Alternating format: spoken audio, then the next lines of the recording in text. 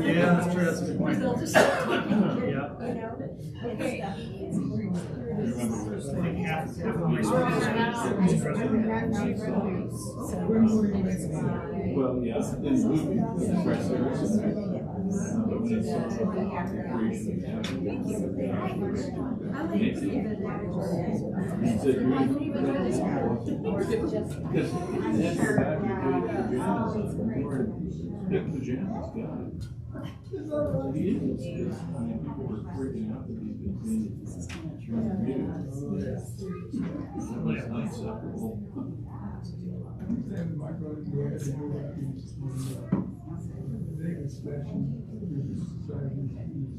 Well, good morning, everyone. Good morning. Good morning. Okay. Welcome to Forum. Thanks for coming to Forum again today.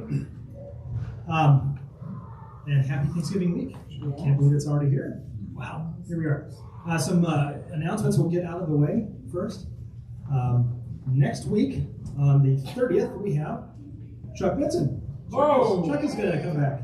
He's got a lot on his mind this season, so he will be gracing us with some wonderful more travel experiences.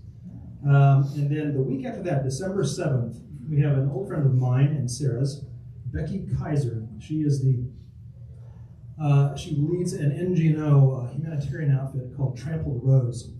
And you won't want to miss that. She's got 20 plus years of experience working in Africa, working with the women in Africa. So you won't want to miss that. The Trampled Rose, Becky Kaiser on the 7th. Today, we have relatively new members, Liz Matney and Kate Crandell. They are here to speak about the Enneagram, the wisdom of the Enneagram. How many people know about Enneagram? How many of you have your numbers? I can't even pronounce it. There's multiple syllables in there.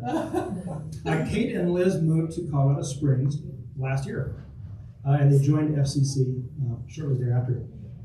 Prior to early retirement, Kate was an associate professor in Louisville, Kentucky.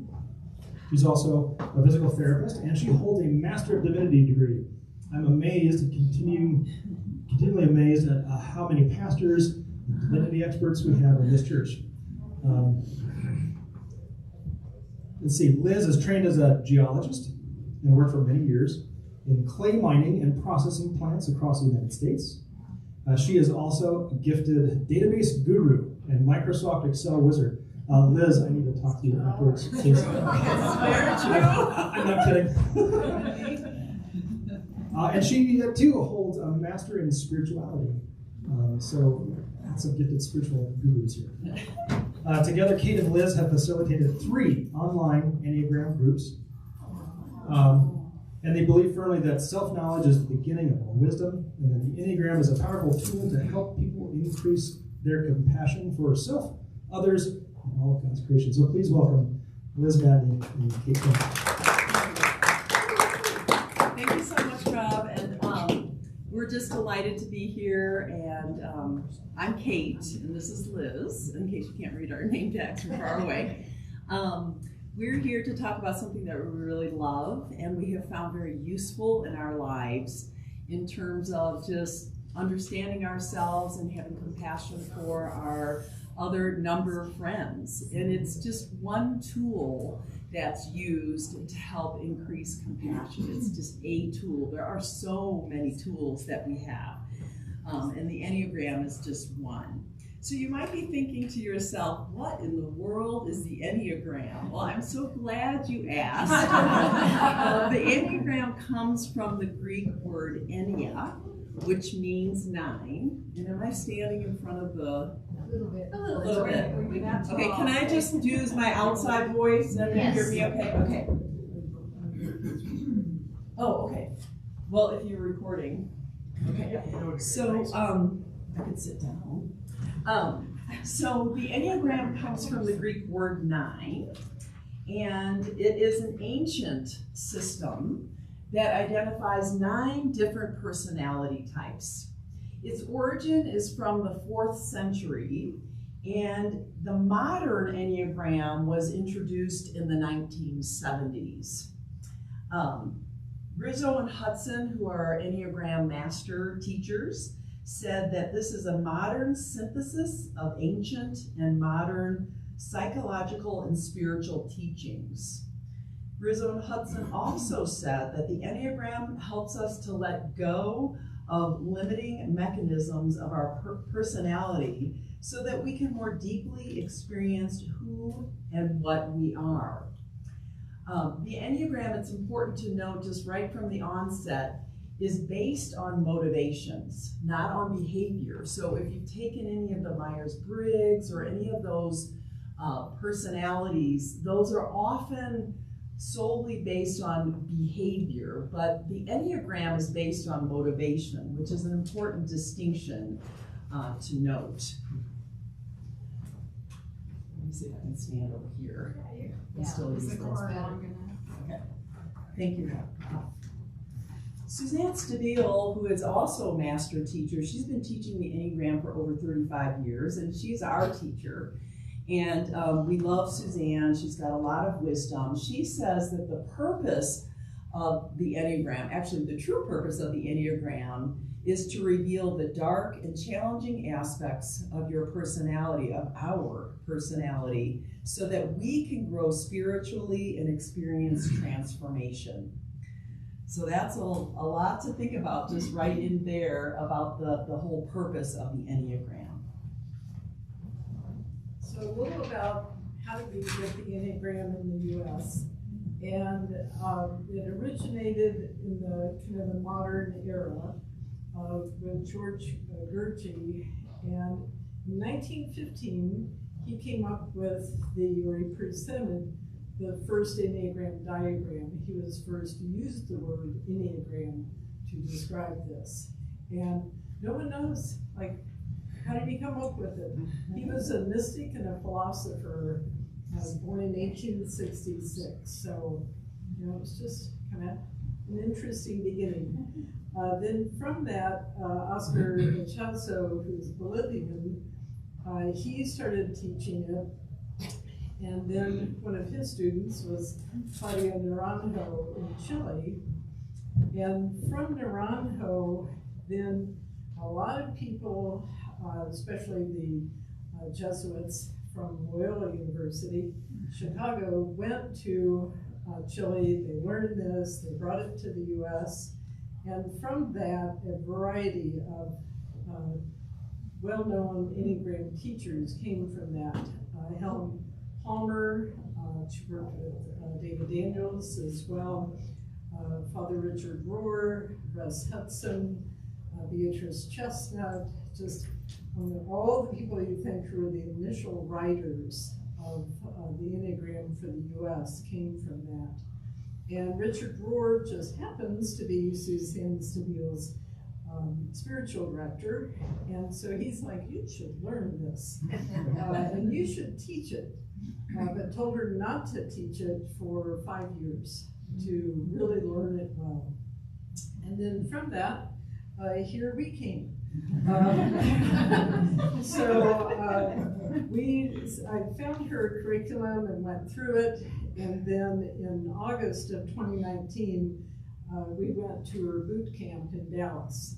And she always joked about calling it a boot camp because it's very intense, 3.5 days. But it's in Dallas in August. It's 105 degrees every day. Almost every church that put it in, they blow the air conditioning units out while they're there. So then we also went to Nashville, Tennessee for a workshop she did in 2020. And then we started teaching the full curriculum, and then we taught the online classes. So we've been around for. So everyone will tell me, oh yeah, I took a test, and I got a whole bunch of numbers, and I don't know what they mean. So hopefully we can explain a little of that today. But we feel there's no substitute for critical self-observation over time. So it's just always, what am I doing? Why am I doing this? And we prefer the slower discovery type to really cement in what is your true core number and some other numbers you might be living in them temporarily. And again, about the test, looking at behavior, but the Enneagram is about motivation. And we also believe that the Enneagram is just a starting place. Knowing your number, just step on. So here you may have seen this diagram. This is the basic Enneagram diagram that, again, as Liz said, that Gurdjieff passed down starting in about 1915. And he was the first to use the term Enneagram, so 9 numbers in this graph-gram sort of thing. This next, and you will see many different variations on this theme of the Enneagram diagram. And here we see that we've got another layer where each number, each of the 9 numbers has a name associated with it. So for example, at the top of the Enneagram is the number 9, which I'm a 9. And so 9 is the peacemaker, 1 is the reformer, 2 is the helper, 3 is the achiever, 4 is the individualist, and so forth on around the Enneagram. And you will see different descriptors for the Enneagram. So sometimes the peacemaker might be the mediator. And you'll also notice on this particular Enneagram diagram that, if we look at number 9, which is my number, there's an arrow pointing away from 9 to the number 6. And that is where I go as a 9 in stress. So when I'm stressed out, I go to 6. You'll also see an arrow pointing toward 9, and that comes from number 3, the achiever. So when I'm in a security state, I move to 3. And as a professor, teaching graduate students, when I would step into the classroom, I could feel myself moving into that achiever, performer role. I was very efficient. I was self-confident. I was a get-her-done kind of gal. And so when I was in my security number 3, I was operating at a very different level than as a 9. And when I was at a 6, and when I was stressed out, you can, and Liz is going to talk about the levels of each number very briefly. As a 6, when I was stressed, I would be more vocal. I would be just more, just kind of task-oriented. And so you'll notice that each number has an arrow pointing toward it and away from it, and that's our stress and security numbers. And then we have another, to add more layers of complexity to the Enneagram. What you might notice in this slide is that the Enneagram is divided up into thirds. And those thirds are described as triads. And the first third that I'll talk about is the green, the 8, 9s, and 1s. And their triad is the gut triad. So they meet the world through their gut. The next third is, these aren't in any particular order, I'm just going around the Enneagram here, is the 2s, 3s, and 4s triad, and they're the heart triad. So they're going to meet the world through their heart or their feelings. That's their first and primary way they encounter and process information. And then finally, the 5s, 6s, and 7s are in the head triad. So they're in the thinking triad. The other thing that you'll notice, there's a lot of information on this slide. You'll notice at the bottom, you'll notice the aggressive, dependent, and withdrawing. Those are stances. And they're broken up not so conveniently as the triads because their numbers aren't next to one another necessarily. But you'll notice that the aggressive triad are 3s, 7s, and 8s. And this is how they move. This is how we move through the world. The 1s, 2s, and 6s are in the dependent stance. And the 4s, 5s, and 9s are in what's called the withdrawing stance. And so again, this is how we're moving through the world. Well, we also have, we can send you a PDF of this. Oh, So as we get through this, you'll be going, oh, I can't read that fast. So I think what's unique about the Enneagram is that it's fluid. Like she was talking about the stress and security numbers. You also have 2 wings. You start out with 1 wing, and they're the numbers next to your core numbers. So I'm a 5, so 6 and 4 are my wings. And then within each number, you have very healthy down to extremely unhealthy. And Suzanne doesn't even talk about the bottom 3 levels unless she's with psychiatrists and psychologists and healthcare people because it's really unhealthy. So we spend most of our time kind of in the average and healthy, but you can move up and down. So for an example, in stress, I moved to 7, and habitually, I can make that move, and when you do it like without kind of thinking about it, you go to the lower level. And so at that level, I'm disorganized, I'm self-centered, and I hoard my energy. I don't have much energy, so I don't want to give it away. But I can move, I can choose to move to the higher side. And the higher side of 7 lets me have more fun, and I connect with others. And people tell me when I'm in a group, well, you're a lot of fun. Naturally, I'm not. So that's how I know I make good use of 7. So in security, I moved to the high side of 8 where I could get things done. 8s have a lot of energy. They have the most energy of any number on the Enneagram. So it's a 5 who has measured amounts of energy, meaning at the end of the day, I'm done. Sometimes I'm done before the end of the day. Even my watch, I have a Samsung watch, and when it hits 5, I'm really done. That's as low as it goes on energy. So for security, that's where when I was client manager, I could pull that energy from 8 and get things done. And then the wings, when I move to a 4 from my wing, I can be more creative. When I move to 6, I'm a great problem solver. So it's just, you know that energy. So if you think you've taken a test and somehow you ended up with 5 numbers, yes, this is why.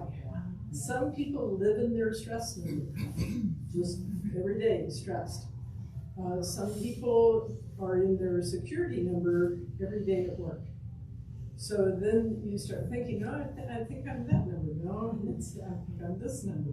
So it is confusing without a lot of self-observation. Yeah, and I think I already mentioned my movement to 6 in stress and 3 in security, so we won't need to go back over that. I will say that 9s have the least amount of energy in all of the numbers on the Enneagram. So when I'm really struggling with energy, one of my wings is 8. So I can move over to 8 and scoop up some of that energy, pack my bags and go to 8 and get some of the energy of 8. So that's why we're saying this is very fluid, and you can make a conscious decision to make these movements based on, you know, self-knowledge and where you're at in your life. So this is just to give you an idea of all the many things about the Enneagram. When you really start digging into it, you start looking at all of these different topics. And it's always evolving. Suzanne Stabile is really good at putting things together, other sources, and she will say, you know, I think I can put this, layer this on top. And she said, if it works and it's helpful, it's Enneagram. So we'll talk about a few of these. Okay, so on this flip flop here. Thanks. Our personalities are described as emotions, thoughts, and actions. And the Enneagram translates these into thinking, feeling, and doing. And these 3 are the basic components of the human psyche. So what do I think about that? What do I feel about that? And what am I going to do about that, essentially? And each number on the Enneagram has a dominant or default or habitual mode in how they take in and process information using one of these 3 centers. This determines your triad, where you are in your triad. And this center is used first and most. So it's either thinking, feeling, or doing. And we're going to show you another chart here in just a second. Each number also has a support center, which is supports the default center. So thinking might support feeling, or doing might support feeling. And we'll show you a chart here in the next couple of slides. Additionally, each number also has an underused center that is provides us our stance, where we are in our stance. So remember, the stances are the withdrawing, aggressive, or the dependent. And this center is used last and least in when we are taking in and processing information.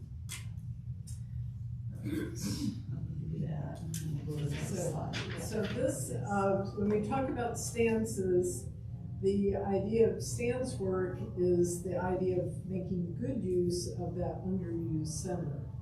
So again, the descriptions of the stances: the aggressive stance, they're comfortable being in charge of others, optimistic, energetic, determined, impatient. Feeling is underused. So that's numbers 8, 7, and 3. And a lot of these, these are kind of general descriptions. So I'll just say that. Dependent stance, people in this stance are very concerned with what others think, with their expectations. They're loyal, dependable, committed, responsible, and thinking is underused. So 1s, 6s, and 2s. And they'll probably say, I think all the time. But it's productive thinking. It's thinking what you're really supposed to be thinking about. And then with the drawing stance, slow to act, often don't complete projects, reflective, maybe shy or introverted, and doing is underused. And you'll notice Kate's number 9 and my number 5 are both of this, along with 4.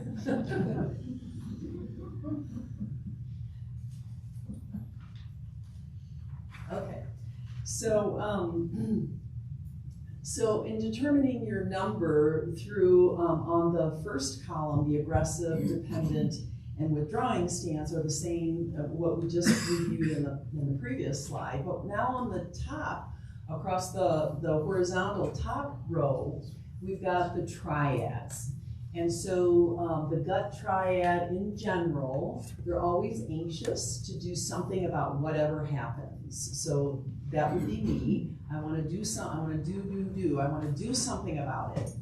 And I tend to act before thinking, and doing is dominant.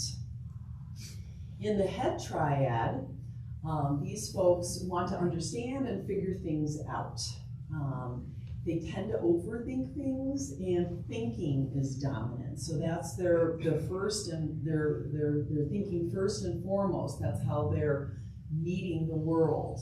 And finally, the heart triad invests a lot of energy in relationships, and sometimes overly emotional. Again, these are just broad categories here. And feeling is dominant. And so you'll notice here, this is one way that you can start to determine a hypothesis of what your number might be. And again, this is a real super rudimentary 30,000-foot overview look of how you would determine your number. And so you might be thinking to yourself, hold on, Kate, you're a 9, and doing is dominant in your gut triad. However, you underuse doing. So what's up with that, and how does that work? Well, I'm glad you asked. Because I can do everything else but what needs to be done. So I can clip the cat's toenails, I could clean the house, I could do everything else other than what actually needs to be done, a priority action that needs to be done. So doing being dominant as a gut, it's more unintentional or unproductive doing. And when it's doing that's productive, that's when it's dominant for me. Or that's when it's in the underused. So I have to work really hard to do productive doing in terms of getting things done. So 9 is one of those interesting numbers because they have a dominant and an underused system. The same for 6s and 3s. You'll notice that the 6s are thinking dominant and thinking repressed or underused. And it's productive thinking. So not thinking of all the worst case scenarios, but productive thinking would be more of an underuse, that they need to lift up and raise up their productive thinking. And the same is true for 3s in terms of feeling. They're feeling dominant and they're feeling underused. And so these are the special ones on the Enneagram, and they have extra, I would say extra work to do in their self-analysis. So one of the things that Suzanne is always saying is the best part of you is also the worst part of you. So you've noticed in most of these descriptions, there are things that maybe aren't the best thing you do, but that's really how you find your number better. So an example of my living out this quote is, my motivation is to gain knowledge and not be seen as incompetent. So, you know, that's like a lot of people like that, I think. I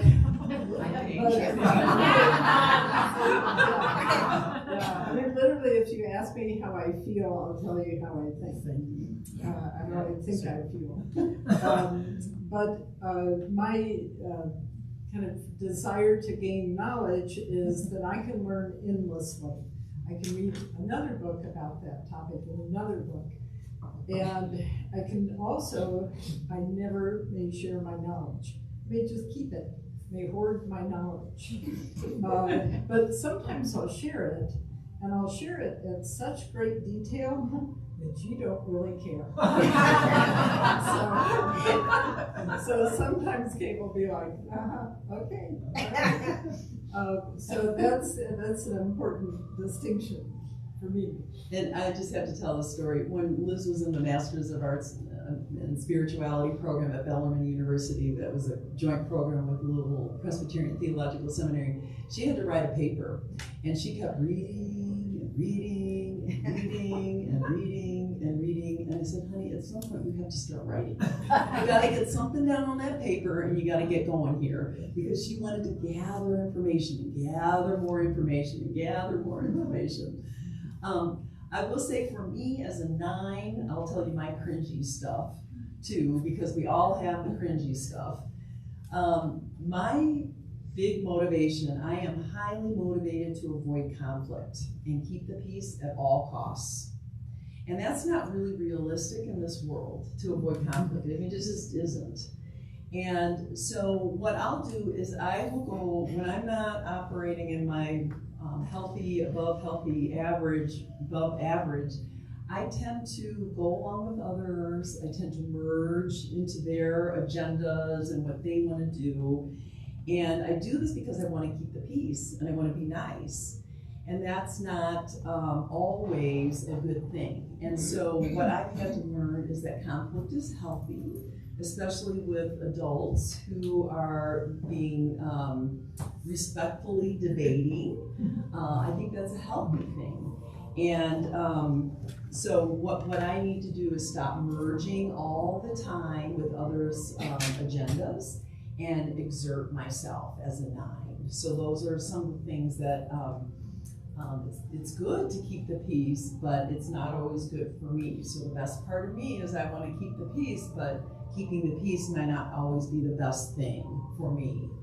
So that's, you just have this kind of rolling through our spirits all the time. The best part of you is also the worst part of you. The other thing that Suzanne Stabile says a lot, that is always a good self-reminder, is that we need to do a whole lot of non-judgmental self-observation over time. That critical self-observation is very important to the beginning of wisdom. So knowledge is the beginning of wisdom. And so observing yourself non-judgmentally is super important, and something that we've encouraged our participants when we've led online studies, because people want to beat themselves up, and there's no use in that. You know, people just saying, woe's me, woe's me, woe's me. Well, okay, we all have the cringy stuff that we don't like about our personality or our number. I haven't encountered a lot of people that are like really super excited about their number. But it's just important to keep watching yourself non-judgmentally, and for goodness sake, as Suzanne would say, be kind to yourself. And it's okay, we all have work to do, and I find that the Enneagram itself has helped me to be more compassionate to my friends, my other number friends, when I know that they're struggling with a certain issue and they've got, for example, ones have this constant critical voice going on in their head. And I have a whole lot of compassion for ones because of this nonstop, 24/7, naggy, critical voice that's negative. That is, you don't do anything right, you're a bad person, you didn't do this perfectly, So knowing that has helped me to be more compassionate to my friends who are ones on the Enneagram. Okay. So, where are we here? I'm behind.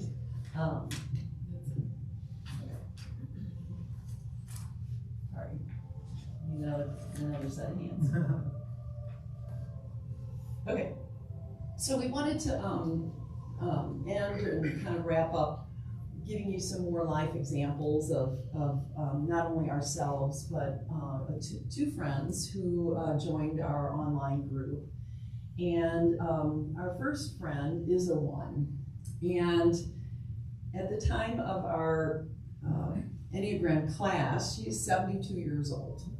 So when people say to Suzanne Stabile or to me or to anyone, I'm too old to learn this stuff, I say that's a bunch of hooey. You can still learn. You can still learn. You can still improve yourself if you want to.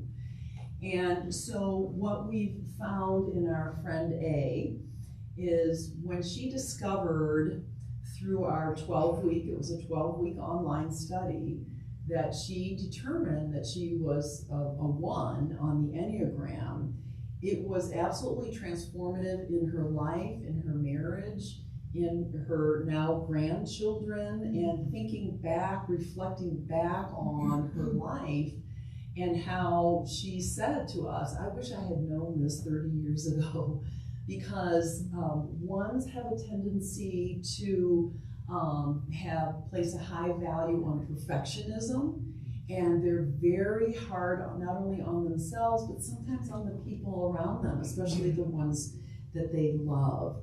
They have a critical voice in their head that's going nonstop, 24/7, criticizing. There's no break from it, and it's a constant naggy voice that's always negative.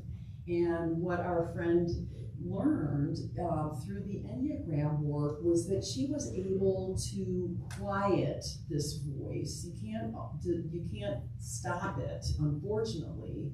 And that's where, again, my compassion really comes into people who are 1s on the Enneagram. She learned techniques on how to quiet that voice, and Suzanne Stabile uses an example of a 1 who used a name for this critical voice, and this person used Nurse Ratched.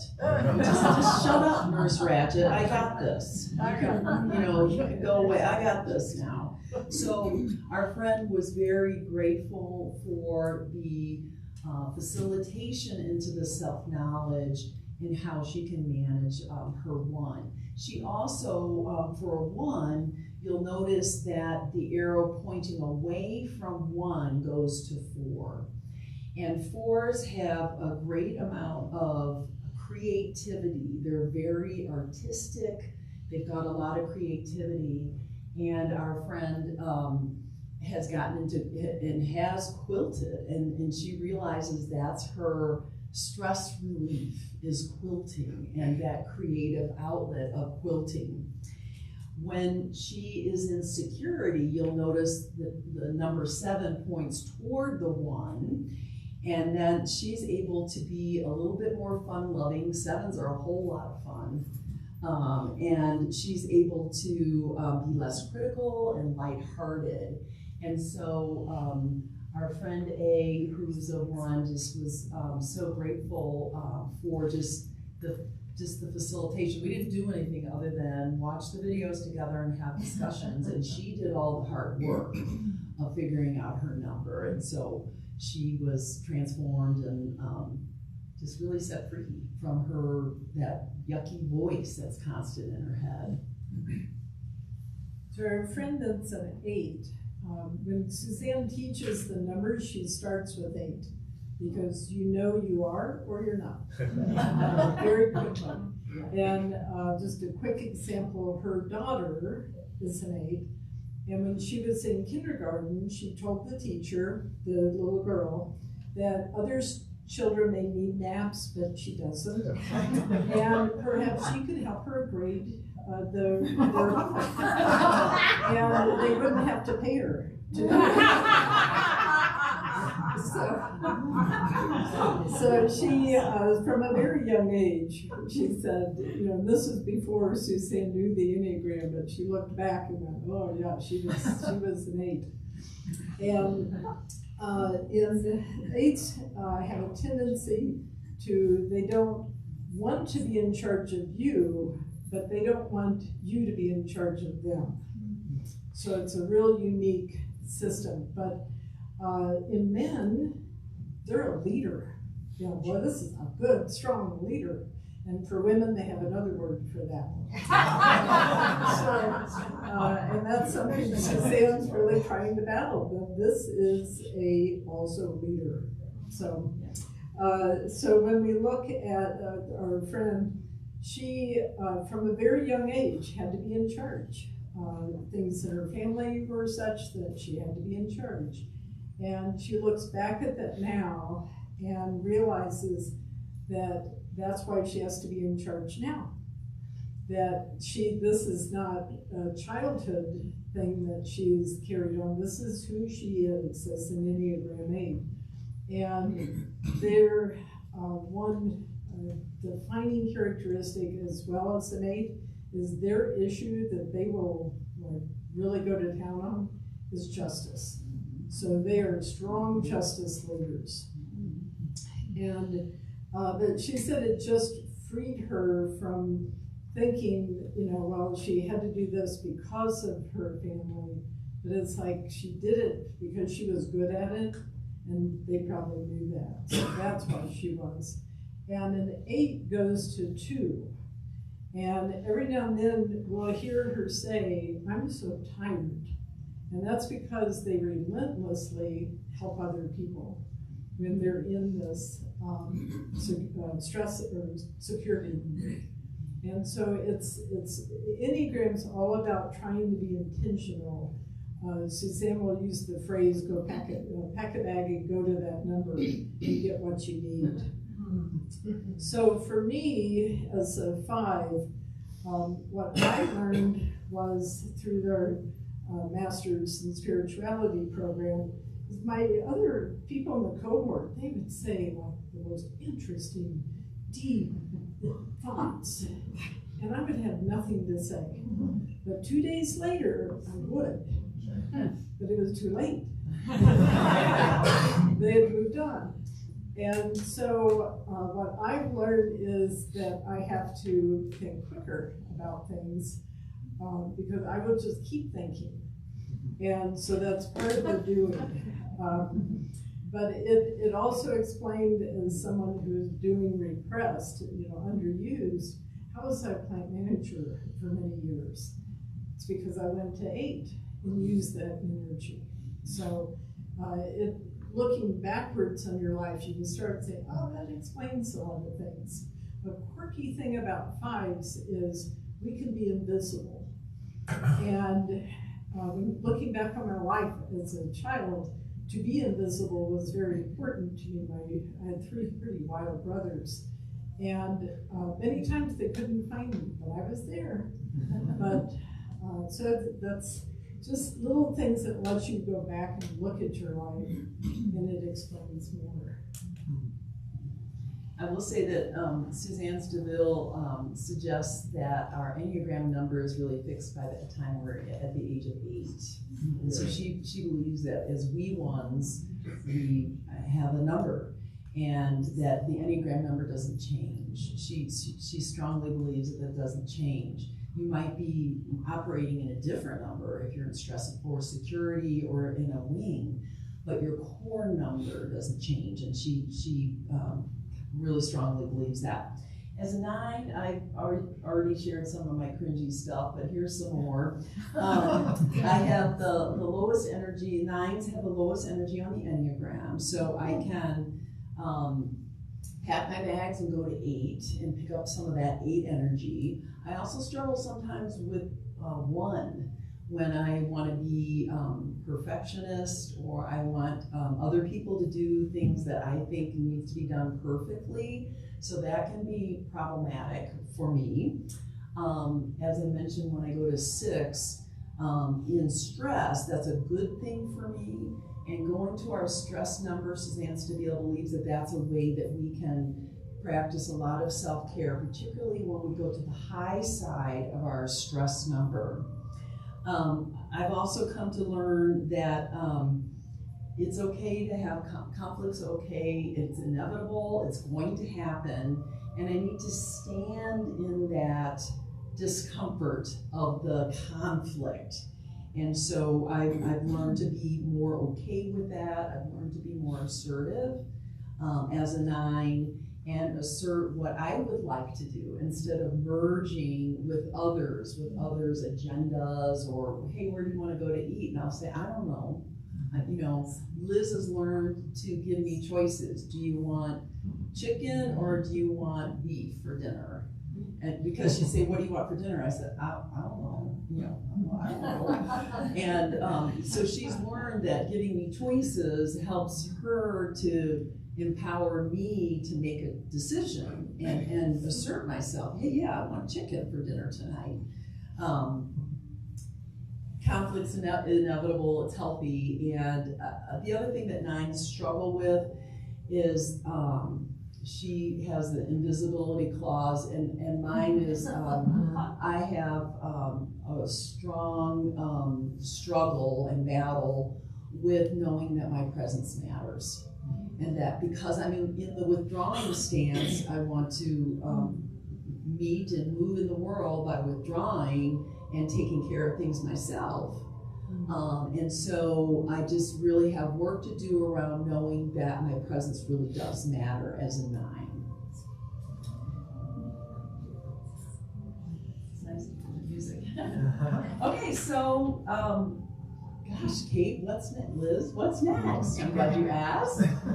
We're thrilled to find out Liz is on the Life in the Trinity Ministries, which is Suzanne and Joe Stabille's ministry in Dallas, that she and her husband Joe are coming to FCUCC on April 17th and 18th. And she is presenting with KJ Ramsey a Enneagram and trauma workshop. Now, just so you know that this workshop does cost $75. I think the early bird is $75, and the full price after the early bird ends is $100. And if you're wanting to attend, it might be very useful to know your Enneagram number, because she's not going to take time in this workshop to talk about knowing your number, which she does have a knowing your number workshop. So anyway, that's very exciting, and we're already signed up, and we're thrilled that it's here, and we feel like if they got together maybe with First United Methodist, we could have packed out the house. But anyway, nonetheless, the other thing that's very exciting is Dell Hookinson has asked us to present more information on the Enneagram Wisdom in our Becoming Faith Formation class. And we haven't hammered out the dates yet, but it's going to be in probably late March, early May, or early April, before the break. And we don't know how many times we'll get to share and how deep we can go, but we're super excited about that opportunity to continue to share what we truly love and have found very helpful in our lives with the Becoming Faith Formation, and everybody's, of course, welcome to attend that. So people always want to know references, books, and websites, so we recommend kind of a entry level, This Road Back to You. She wrote it with someone else, and she said she'll never do that again. And she had up a lot of things that she really had hoped, and the two voices really stand out. But the thing that's quite helpful in this is she has one for every number is just a sheet that what it's like to be a 5, what it's like to be a number. And then 10 paths to transformation for 5. So that part of it's very helpful. And the public library does have this too, by the way. And the other one she has is The Path Between Us, which is how do you get along with another number? This is really helpful. We taught this online, and people really found this helpful. And she always tell people to not assume a number for someone else, because maybe they're in their stress or maybe they're in their security, but help them go through it to learn their number. But this is a great guide. This book is really about Stan's work toward the journey toward wholeness. And this is really getting into what she loves to talk about, is transformation. So this is a great book on that. The kind of the giants of the Enneagram as well. Don Riso, who passed away a few years ago, and Russ Hudson, they have what I've always considered textbooks. Really dense, but super well thought out. Their website is EnneagramInstitute.org, and there's so many resources on that, so you don't even have to get the book. You can look through those, and they talk about the behaviors at each level, so you can start recognizing, oops, headed downward, need to come up. But it helps you see what up looks like. So, and also if you do want to take a test, we understand, their test is probably the best there is. It's $20, but you get a ton of information, and it's a more scientifically proven test. So again, they're kind of giants in the Enneagram world. So anyone have any questions or, yeah? So I hear your message about not leaping into taking a test. Too late, I already did it. Yeah. Look at what you say instead. You want us, or it's helpful to do this non-judgmental self-observation, which is kind of like a big vague thing to ask us to do. So, what do any specific things that you'd recommend?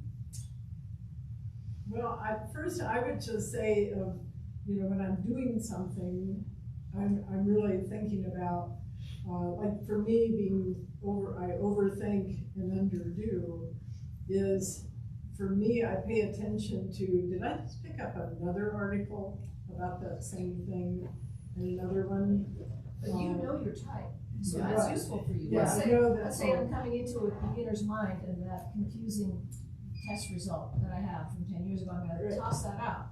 How do I observe that as someone who doesn't know what my type is?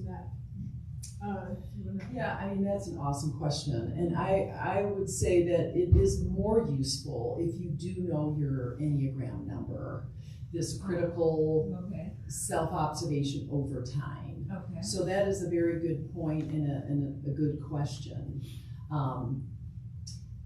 Yeah, I mean, I don't know how else to answer that other than it's an awesome question. But I would say we'll send you have you sign, give us your email addresses. Yeah. And then you can start looking at specific things. So do I do this? Do I do this? Do I do that? Okay. And that's really where she starts her 12-week curriculum, is looking at triads and stances, because then you can start kind of a generalization of things, get that hypothesis, then go look at those numbers.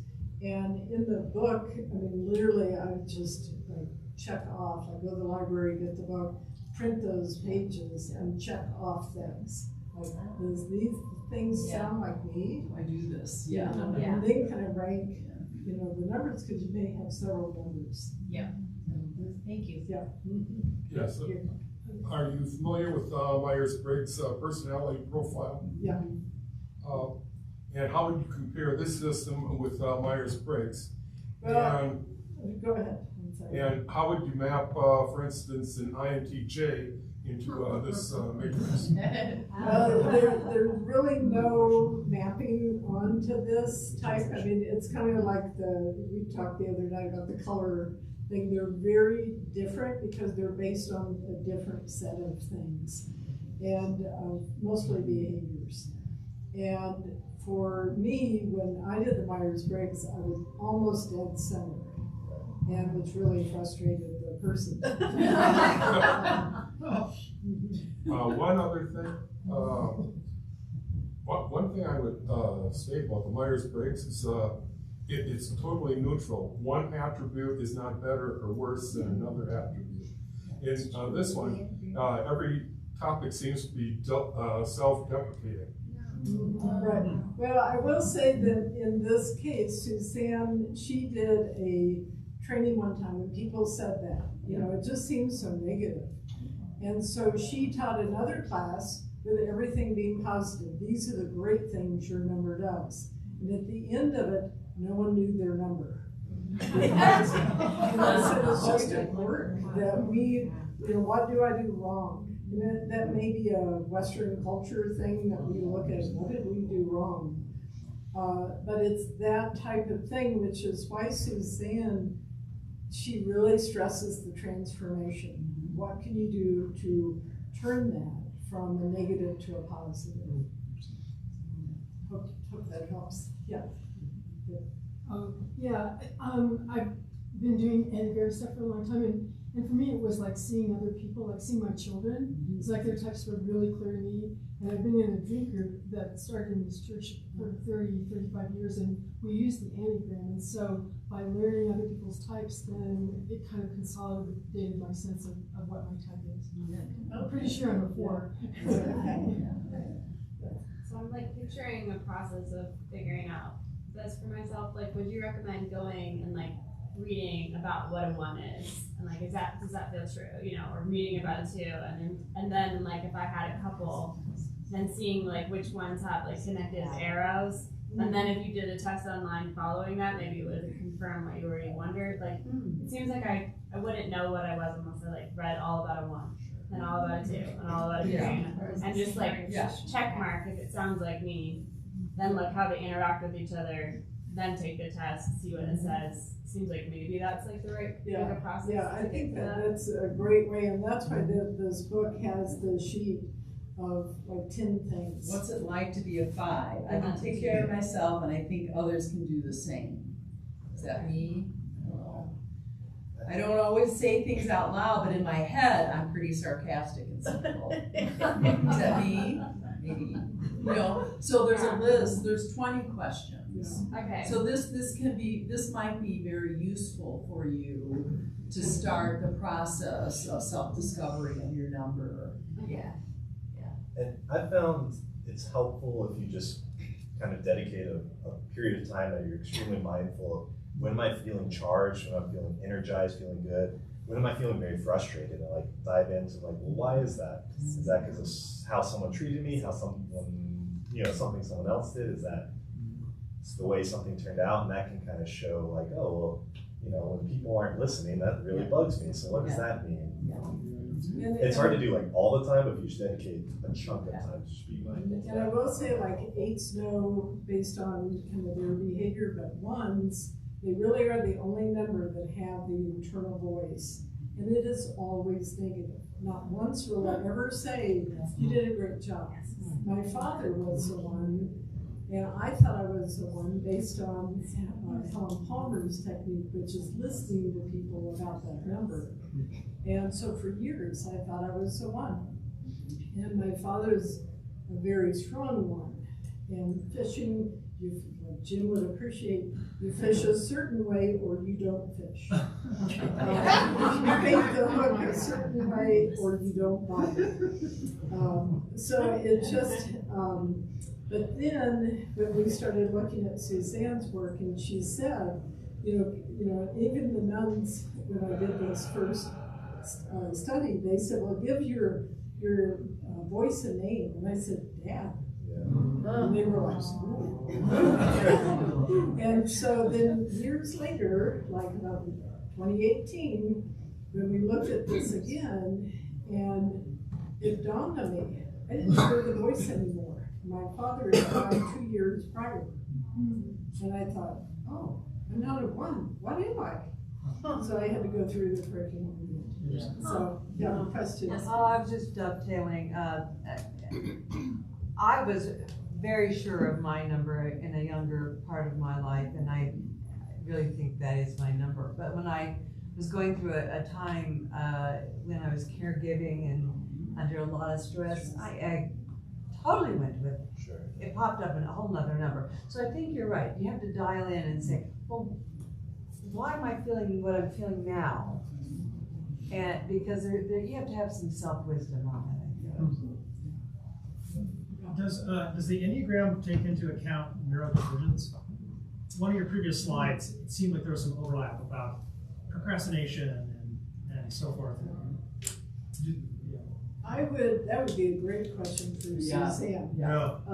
Because 4s may fall into that column a little bit more. I think I've heard her say that. Withdrawing stance strikes me as kind of neurodivergence like tendencies, Yeah.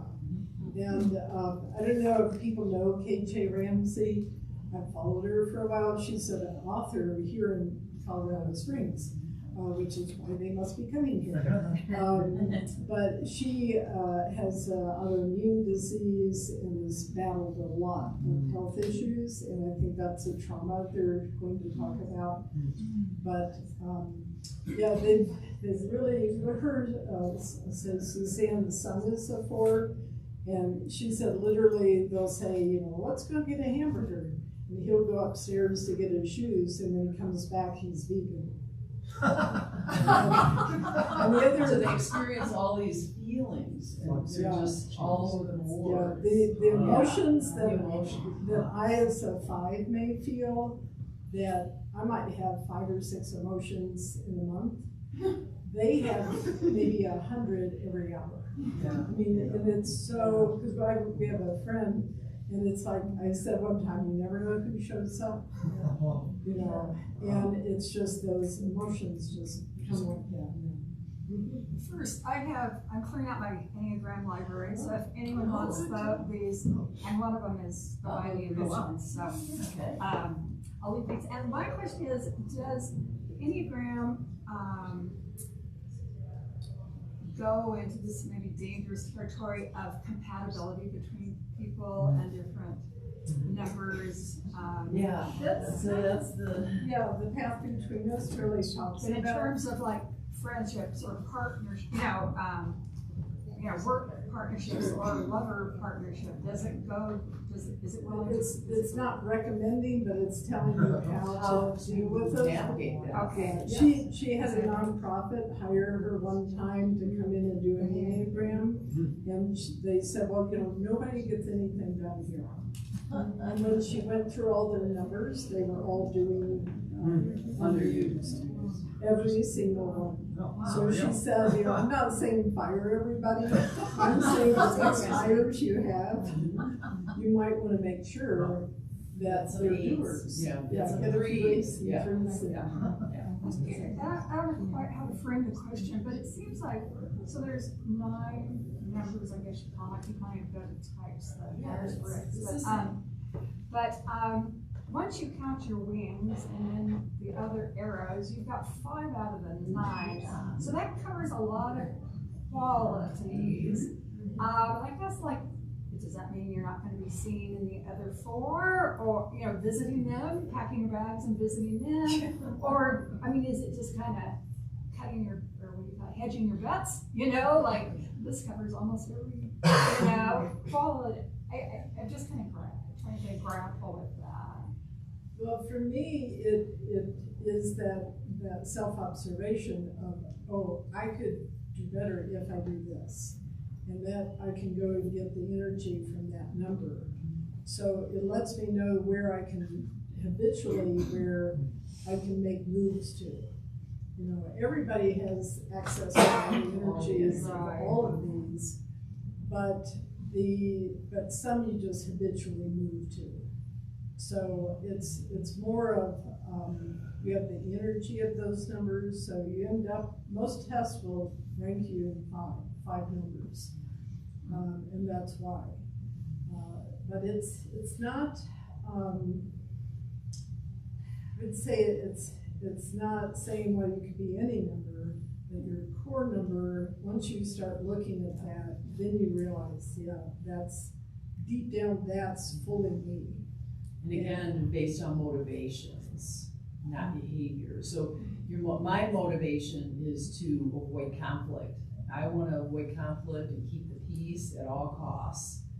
And so my behavior then, I might merge with others, or I may not have a conflict with someone I disagree with because I want to maintain peace. And so again, that motivation, there's a core motivation that kind of drives our behavior. Yeah. Any other questions? Last questions? Well, thank you, Liz. Thank you.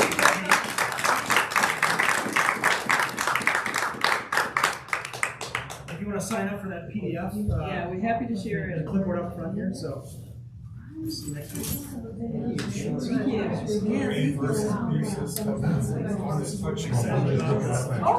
you.